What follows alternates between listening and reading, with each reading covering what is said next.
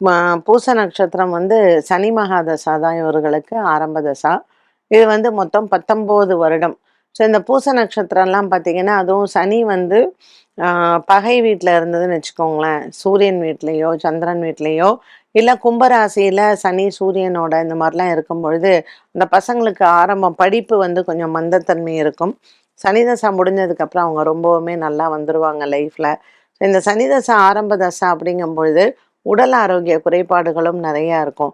அதனால பூச நட்சத்திரத்தில பொறந்த குழந்தைங்களுக்கு சனிக்கிழமை தோறும் நீங்க வந்து எள் தீபம் ஏற்றுறது ரொம்ப நல்லது சனீஸ்வரனுக்கு. அதே மாரி எள்ளு, வெல்லம் இருக்கு இல்லையா? எள்ளு, வெல்லம், அரிசி அது 3ம் கலந்து சனிக்கிழமை, சனிக்கிழமை ஏதாவது ஒரு எறும்பு குழிக்கு வந்து அத ஒரு உணவாக நம்ம கொடுக்கறது, அந்த சனி தோஷம் வந்து அந்த குழந்தைங்களுக்கு வந்து நிவர்த்தி ஆகும்.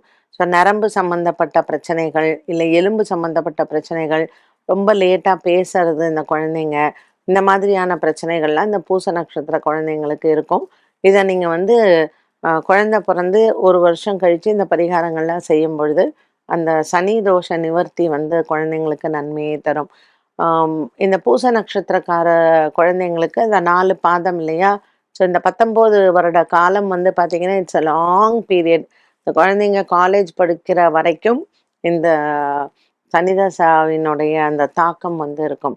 அதனால அவசியம் இந்த குழந்தைங்களுக்கெல்லாம் சனிக்கிழமையில நீங்க நல்லெண்ணெய் தானம் பண்றது ரொம்ப நல்லது.